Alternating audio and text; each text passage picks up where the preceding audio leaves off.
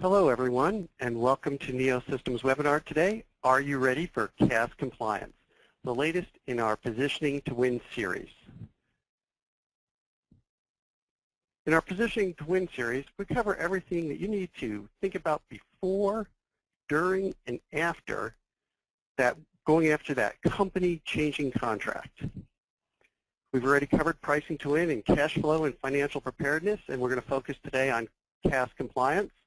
But please feel free to join us in the future for leveraging the cloud, how to effectively scale your IT, your help desk in those areas.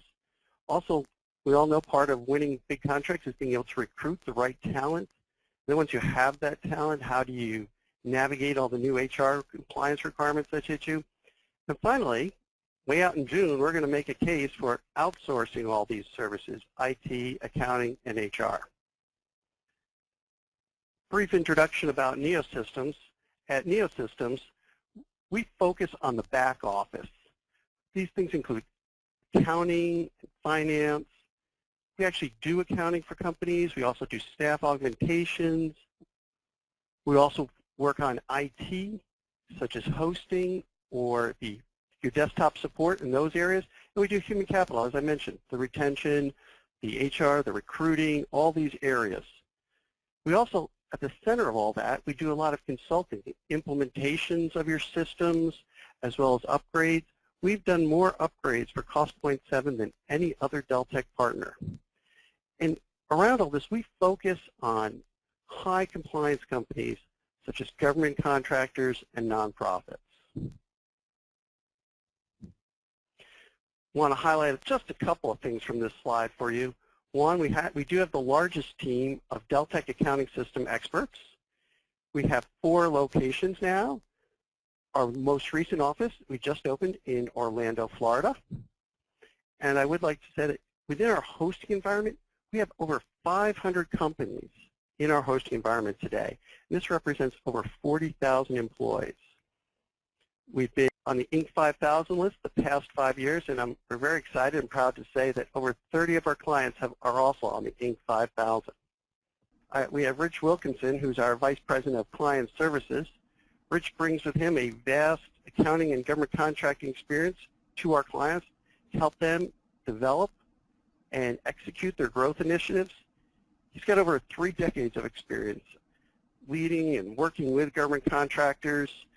Prior to joining NeoSystems, he was with Deltek for 15 years, where he served as Vice President of Government Contracting. He served as a controller at government contractors, including Mantech. He also served as a contracting officer for the Naval Air Systems Command. So with that, I'd like to turn it over to Rich Wilkinson. Thank you, Brian. Don't be intimidated by this agenda. But it's not a bad overview anyway, and that's what we'll do first. We'll do a CAS overview and a very brief couple tidbits on the history. We'll talk about applicability and exemptions, and that's really the heart of the answer to the question, am I CAS covered or should I be? We'll talk about how CAS really works, and there's a flow chart there for your use later. We're not going to spend a lot of time on it today. And then there's this whole section, 2 sections in fact, that we're not going to present today, but I put the slides in the slide deck because we're going to send you this slide deck when the webinar is over, and we wanted these materials to be there for your reference, even though we're not going to cover them in the presentation today. You can always give us a call. My phone number will be on here later. You can always give me a call and ask me a question about it, even if it wasn't in the presentation today. We'll do a slightly deeper dive into the standards themselves by the type of standard, and they are grouped in basic standard types by what they cover. We'll talk about the timing of once you become CAS covered, when you have to be compliant. We'll talk very briefly about the disclosure statement, and then we won't present the actual disclosure statement changes and cost impact slides. But again, they'll be in the deck when you get your email later. And then we'll close with a few best practices that we call Neo Tips. And the last screen will be how to get in touch with us when you have some questions later. FAR is all about allowability. Allowability tells you what you can charge to government contracts and what you can't. And CAS is all about allocability, how those charges get to your government contracts, whether they're direct or indirect, and how they flow through your pools, and all of those rules. Of course, those CAS standards are in the FAR for the most part. In fact, we'll even give you a map to where to find those things in a few minutes. CAS is one of those organizations that was designed to die. It was set up in '69 and sunsetted automatically in '79, but they reauthorized it in '88 under OMB. It wasn't originally. It was originally an agency of the Congress. I can't imagine a worse place to put a regulatory agency. The chairperson of the CAS board is the OFPPP administrator. That's a public appointee and usually a lawyer. There are 2 members from industry, one from GovCon and one from a public accounting firm, and then 2 members from government. Currently, that's one from DOD and one from GSA, and currently those people are from DCAA and the head of acquisition for GSA. Ann Rung is the administrator of OFPP right now. The government representatives are Anita Bales, who's the brand spanking new director at DCAA. Kathleen Turco is the representative from GSA. The industry representatives are one from the Boeing Company, that's the one from industry, and one from Ernst & Young Government Contract Services, that's the CPA firm. CAS is supposed to promote consistency, and CAS was actually the government's second try at that. The first try, the government attempted to enforce a single accounting system for all government contractors. That was dead on arrival. That one never worked, and CAS was the result. CAS is results-oriented. It talks about how costs should be allocated or assigned, how to measure them, requirements for contractors, requirements for how to comply with the standards, even a prescribed form and format for the disclosure of cost accounting practices. What it doesn't do is tell you how to do it. It says what the result has to be, but it doesn't say you have to have these kinds of accounts or keep them in this order with this kind of numbering system. There are countries in the world that do that, but not in this one. Next, we'll talk about the applicability of CAS and who's exempt. And you're all holding your breath to make sure that you're exempt. And chances are quite a few of you are. Let's take a look. CAS applies to negotiated, that's important, not competitively awarded like invitations for bids, firm fixed price competitive contracts, but negotiated contracts with a value of $700K or more. And that includes all the options, even if the options aren't exercised, and the government may not even have funding to exercise them. They still count. Contracts that are CAS covered generally, when they're awarded, are CAS covered for the life of the contract. That's regardless of what happens to the company later, or the contract for that matter. Even a CAS covered contract that, say, is $1 million and then falls below $1 million because of a change order that reduces the scope, it's still CAS covered. Contracts that are exempt from CAS also remain exempt for the life of the contract unless it's a scope mod. Any mod that increases the scope of the contract beyond that $700K threshold will cause the entire contract to then become CAS covered.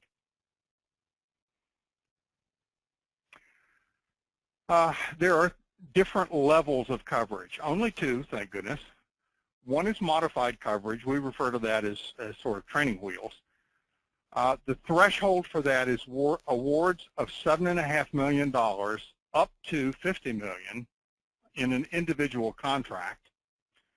And under modified coverage, a disclosure statement is usually not required. Modified coverage only includes 4 standards, 401, 402, 405, and 406. And we'll touch on that in detail in just a minute. Full coverage happens when you win a contract, a CAS-covered contract of $50 million or more. A single award of $50 million triggers coverage immediately, and we'll talk about how that can have some implications on compliance in a few minutes. However, you can also become covered by accumulating contracts of less than $50 million, but which add up to $50 million or more. If you have contracts with an aggregate value of $50 million or more in your prior fiscal year, then CAS coverage starts at the beginning of the current fiscal year. Timing on the disclosure statement depends on how the trigger was pulled. And it could be right now today, or it could be beginning of next year. We'll talk about that some more also in a minute. And full coverage requires compliance with all 19 standards. This is kind of a step function. You're either exempt, you're not covered by the standards at all, though some of them, again, are in the FAR, or you're covered by only 4 of the standards, or it's all 19. There's no gradual phasing in of CAS coverage. You'll see Neo tips at several places in this presentation, and here are a couple at this point. You should understand how your contract values count toward CAS coverage. Options count at full value even if they aren't exercised, and the government may never exercise them. For example, if you want a $12 million contract with 4 $12 million options, and this is very typical where you win a 1-year contract with 4 one-year options adding up to 5 years, that's actually a $60 million contract for CAS coverage purposes because the 4 unexercised options count.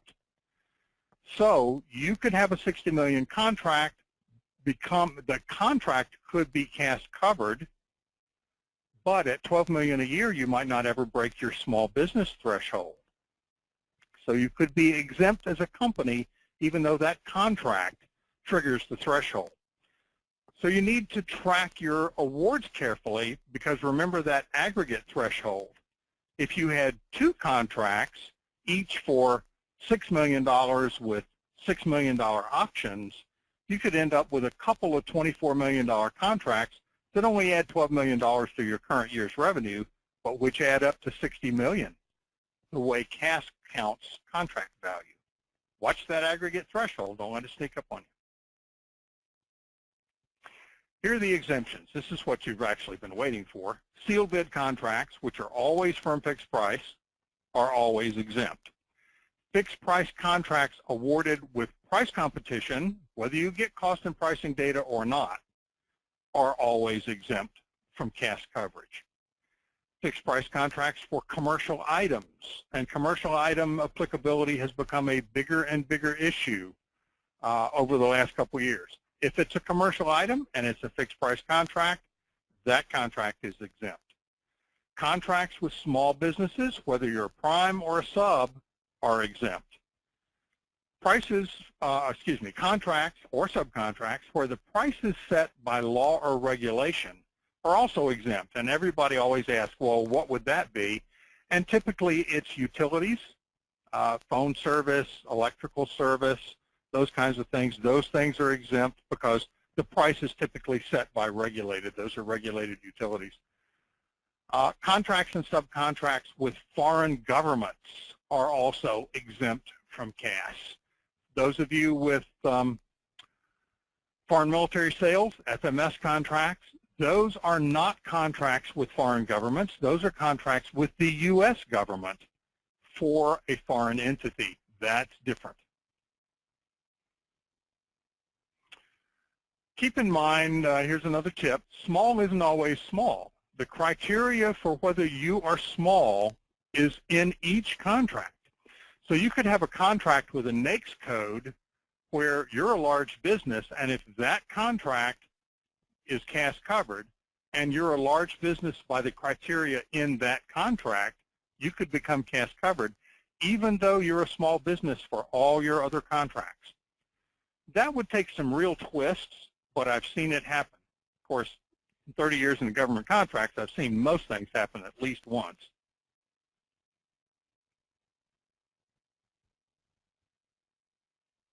All right, time to let Rich take a drink of water and to poll our audience.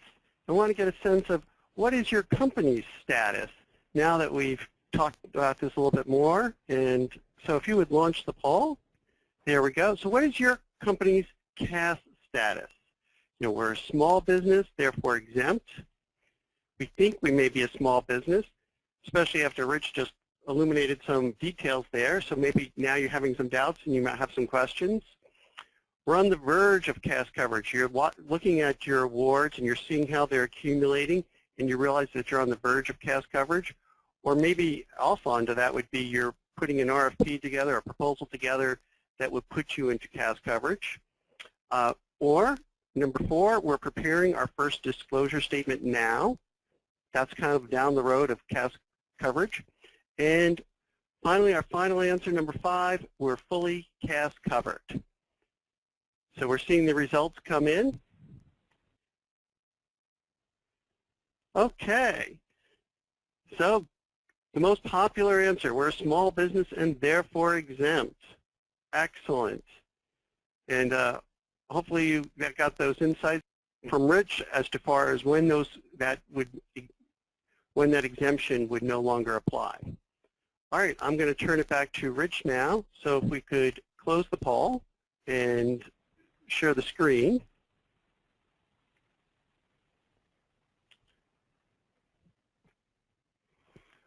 I'm a little disappointed that nobody's actually preparing their first disclosure statement.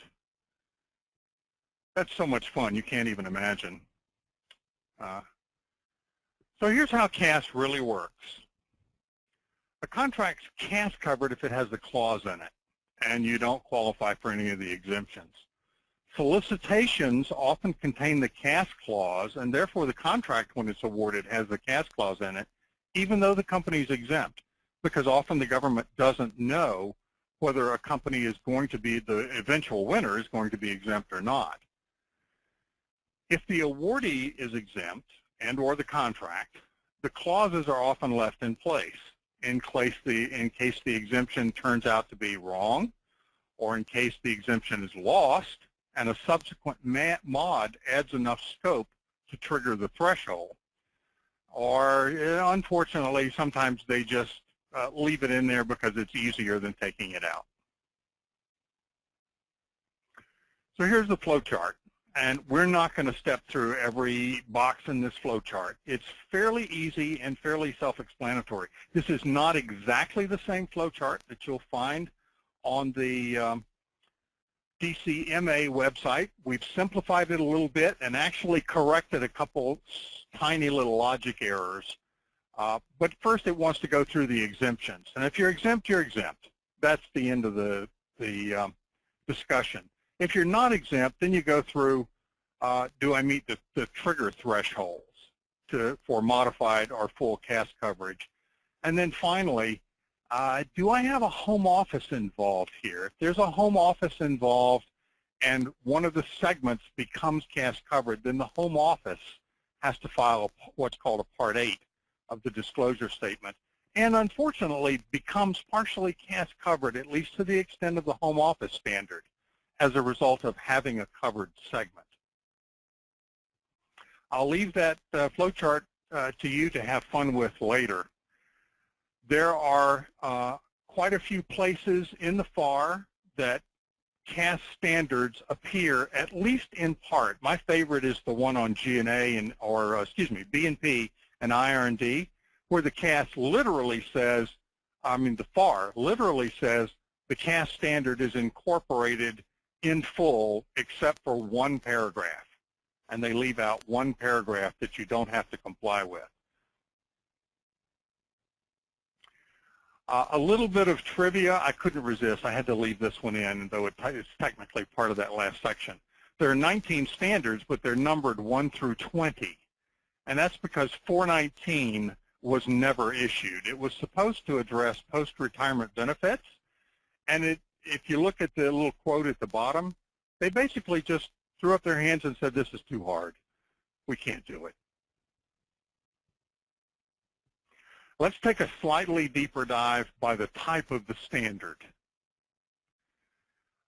There are two standards that are very general. These two standards are written right into the FAR. I don't know why they even bother calling coverage modified and including these two in modified coverage, because they're right in Part 30 of the FAR, in word for word, in total. One of them is accounting for unallowable cost, and the other one's cost accounting period. Cost accounting period is pretty straightforward. Basically says you got to use a year.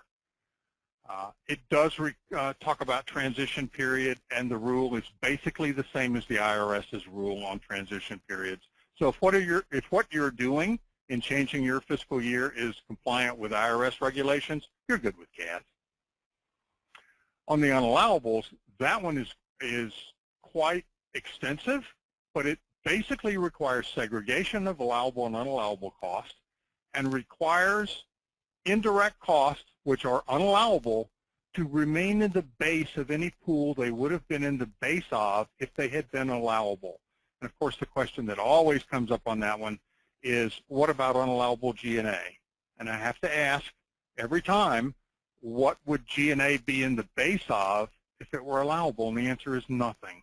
So no, unallowable G&A doesn't go back into the G&A base, even though you will find DCA auditors that demand that over and over. It's completely inappropriate, and you can win that argument every single time. The other two standards that are part of modified coverage, and they're called the consistency standards, are 401 and 402. 401 is the one we call bid, book, and bill. It says basically that you have to use the same cost accounting practices for preparing bids, for booking your cost in your books and records, and reporting your cost, which is how the FAR refers to billing. So you got to bid it, book it, and bill it, all using the same practices. And the other one is consistency, which says costs incurred for like purposes have to be treated the same way as long as they were incurred under the same circumstances. So if you have contract administrators that are direct to contracts, they all have to be direct. You can't have some contract administrators that charge overhead and other contract administrators that charge direct to contracts.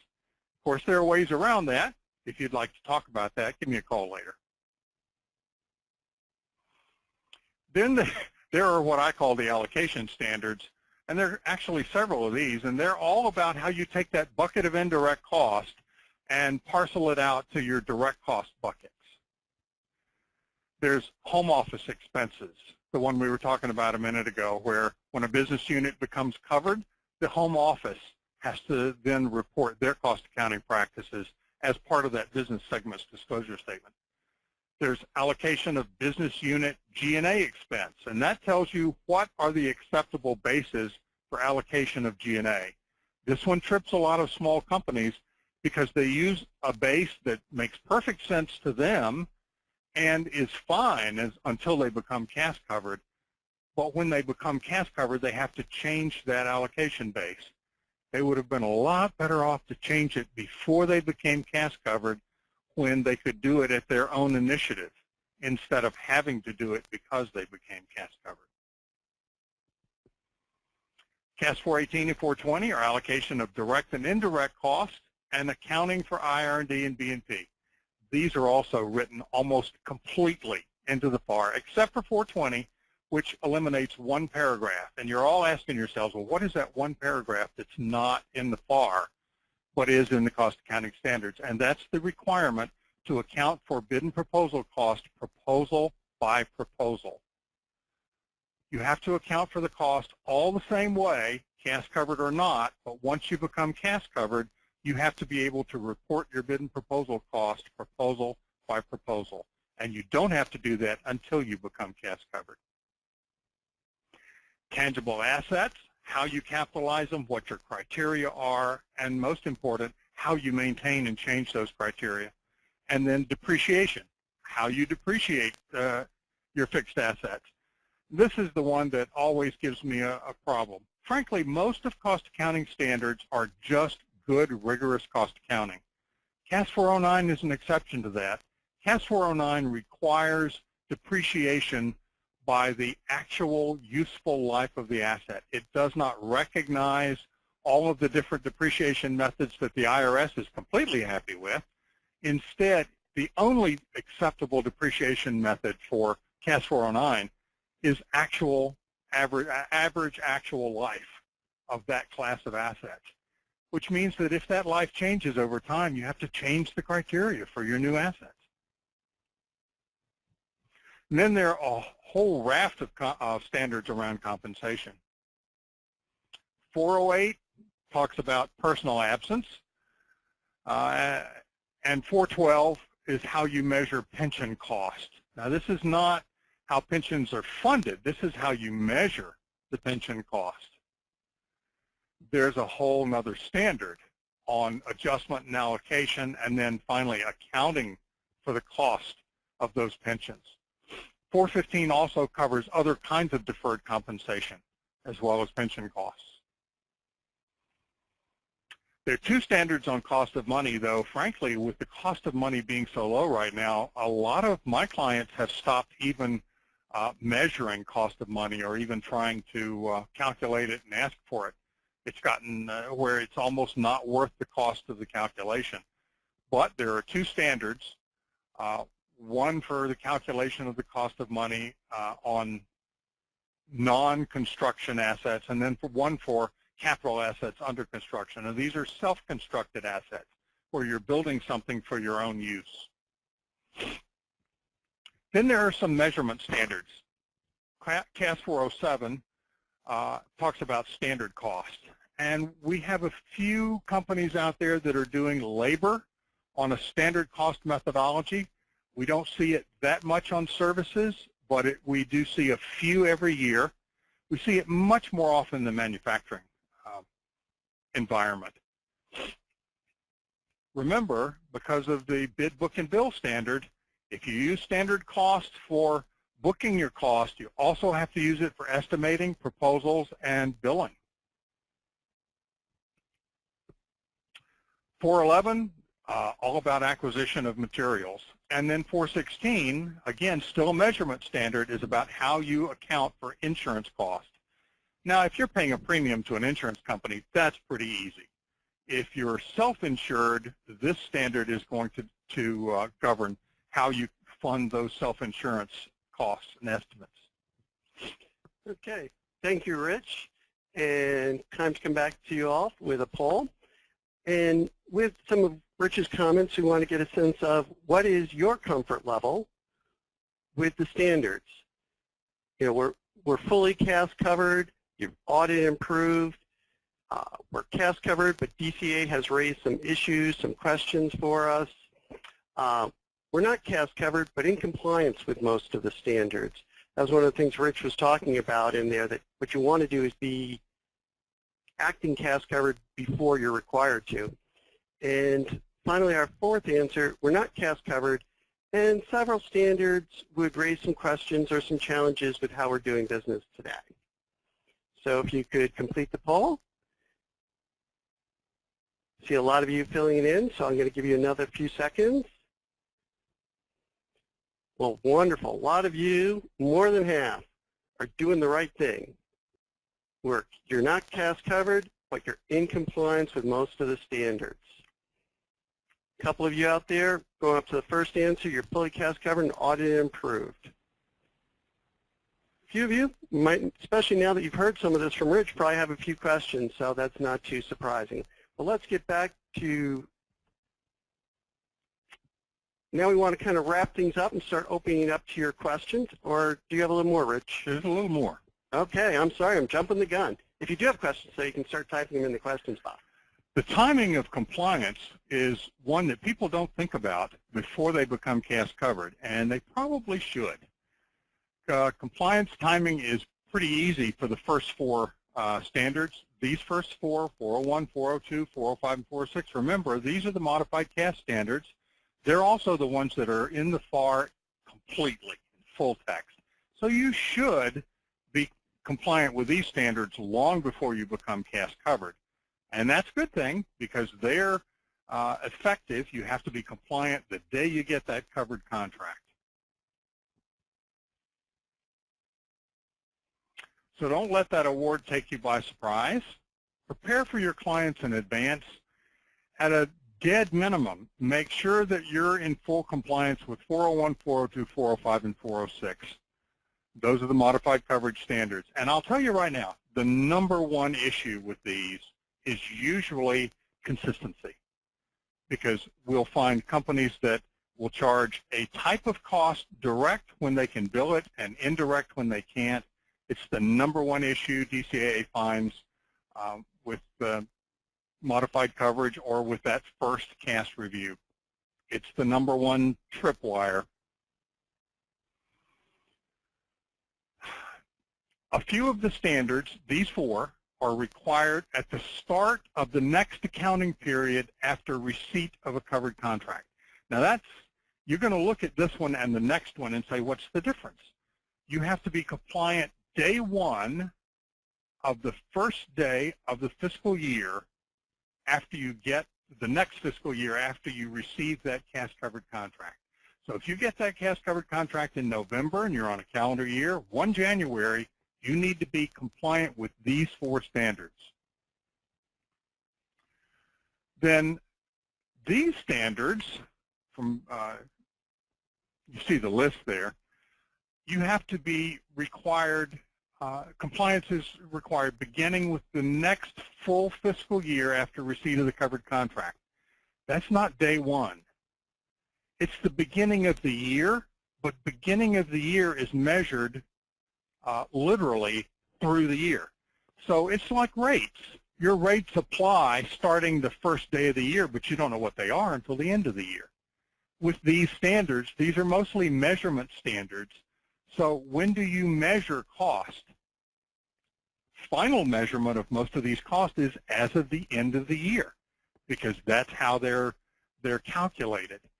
So yes, you have to be compliant. You have to be able to be compliant the beginning of the fiscal year, but you don't actually measure a lot of these costs until the end of the year. The rest of the standards, allocation of direct and indirect and accounting for B&P and IR&D, you have to be compliant at the beginning of the second full fiscal year. You could have almost 2 years to get compliant with these two standards. People look at 418, allocation of direct and indirect cost, and say, really? I've got 2 years to become compliant with that standard after CAS coverage? Almost. You could have up to 2 years. Here's the trip that people struggle with sometimes. I have a client that's facing this situation right now.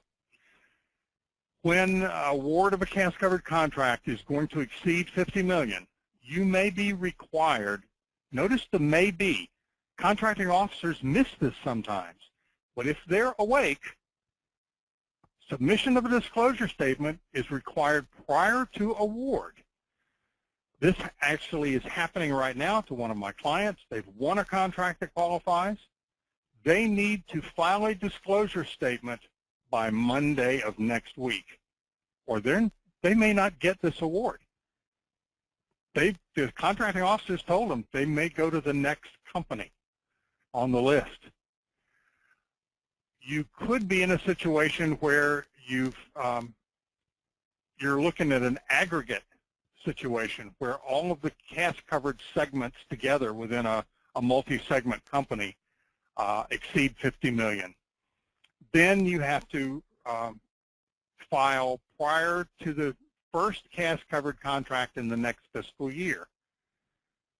Could be 1 January. It could be middle of the year. It could be the last day of the year. The point is you don't know until you get that call that says you're the apparent successful offerer. We plan to make you an award. Where's your disclosure statement? Trust me, if you get that call on a Friday afternoon, a disclosure statement is not something you want to do over the weekend. It's not a particularly difficult document. It can be voluminous. It has 8 parts. You're required to submit it to the administrative contracting officer with a copy to the cognizant federal audit office, which is usually DCAA. It is for the vast majority of my clients, but it isn't necessarily. It could be the same contracting officer that's awarding the contract. There are 8 parts, from basic company identification down to home office. Now, Part 8, I won't call it optional, but you don't have to do a Part 8 if you don't have a home office. So if you're not owned by another company, if there's no home office somewhere that's exacting corporate tribute from you by virtue of their ownership, then you don't have to do Part 8 at all. And a lot of smaller companies don't have anything to put in Part 7, so that one's pretty easy. The rest of it, it's just a matter of slogging through the form, checking the boxes, and filling out the continuation sheets for the stuff that won't fit in the boxes. DCAA used to review adequacy and compliance separately. That changed last summer. As of last summer, DCAA is going to evaluate disclosure statements for adequacy as soon as they are submitted and before accepting the engagement for a compliance audit. Now that presumes that your ACO knows you've submitted a disclosure statement. It should have gone to the ACO and ask DCAA to do the audit. Now this change, DCAA made the change to try to reduce the number of audits, but I don't think it's going to help that much. The disclosure statement adequacy review is really just a review of, did you put the right check marks in the right boxes? Are the words in the right sections? If you describe an indirect pool in the direct cost section, then that's not an adequate statement, even though the pool may be accurately described. It's strictly form and format. It's not as the practice compliant. The compliance audit's really the big one, and that's the one that takes the time. Okay, our last tips. I would make changes, if I had to make changes to my cost accounting practices, to facilitate growth before you become CAS covered. Once you become CAS covered, making practice changes becomes painful. You have to disclose it in advance, and occasionally the government will just look at you and go, no, you can't do that. They're almost always wrong, but they'll do it anyway. We recommend to smaller clients, especially if they're looking at the possibility of being CAS covered over the next year or two, go ahead and prepare a disclosure statement. Use it to document your accounting practices. Just don't sign it and send it in. When someone wants to know what are your cost accounting practices, call out that disclosure statement and say, well, here's our unfiled disclosure statement. We use it internally, but we haven't submitted it to anyone yet because we're not yet covered. It's almost impossible for DCAA to take a disclosure statement like that and say, well, this is not sufficient detail, because it's their form. If it's properly filled out, they'll accept it. Finally, if you're looking at your first submission, and this is why I was disappointed nobody was preparing their first disclosure statement submission, get some help. There are people out there that have done it multiple times. They're good at it, and they can guide you through the process of your first submission. Like I said, it's not a difficult document. It's just voluminous. And it helps to have done it once or twice. I've done a couple dozen of them. We're not going to talk about disclosure statement changes and cost impacts. There are slides in the deck for that. I would encourage you to review them when you get your email, but we just don't have time today. Okay. Thank you, Rich. And please, yeah, if you do need some help with your disclosure statements or systems review, that's the type of thing NeoSystems would be happy to help you with. Just to, again, highlight the rest of the series we have coming up, we'll be sending out links in our follow-up email to all of you with these. And some other resources that we have.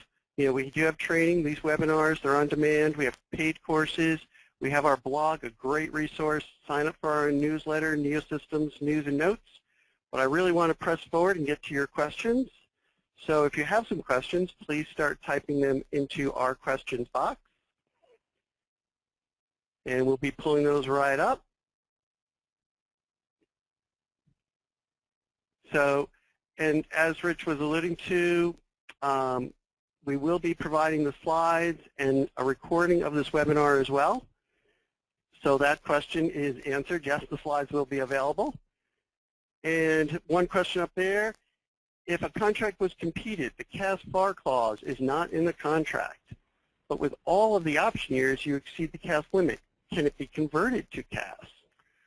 The government can put the CAS clause in a contract if it negotiates a mod that increases the scope of the contract, but simply exercising the options would not do that. In general, if a contract is exempt, for example, this contract was competitive and the clause is not, therefore not in the contract, it's exempt for the life of the contract. Simply exercising the options would not cause it to become CAS covered. Now, if the government negotiated a mod to the contract that increased the scope somehow, like the original contract was for widgets and they decided to add a line item for gizmos, then all bets are off. They might very well throw the CAS clause in that contract with the mod. Will a disclosure statement be requested by the administrative accounting officer, or must we be proactive in submitting it if we become covered? That's a good one. The ACO will probably never write you a letter and say, I need a disclosure statement from you. They will, however, if they discover you have not submitted one, ding you for not doing it. So yes, you need to be proactive. You need to examine, have I become CAS covered, at least periodically, and every time you receive a big contract, you should ask yourself, have I become CAS covered? And if the answer is yes, get started on that disclosure statement, figure out when it's due, and start a project to complete it and submit it. They're not going to ask you for it.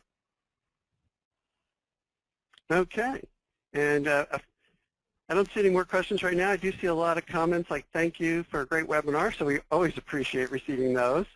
And but I want to thank everyone for joining us today. Oh, do you want to take that one last question now that I'm wrapping up? Oh, that's a good one. Do unpriced options count? And the answer is sometimes. It's not a good answer, but it's not a good situation either. There have been cases where the government used the ceiling value of an unpriced option to count toward CAS value. There have also been cases where the contractor objected to that, took it to the Armed Services Board of Contract Appeals, and won. Unfortunately, the ASBCA doesn't create precedent. You can argue precedent, but it's not a court of law. It's an administrative court. And so just because somebody else won doesn't mean you will. That's a tough one. And the answer is maybe. Okay, great. Well, I want to thank everyone for joining us today. If you have any follow-up questions, please feel free to email either Rich or myself. I hope you enjoyed our webinar where we discussed where and when CAS applies. And if you have any questions, please follow up. On behalf of NeoSystems, thank you very much. Have a great day.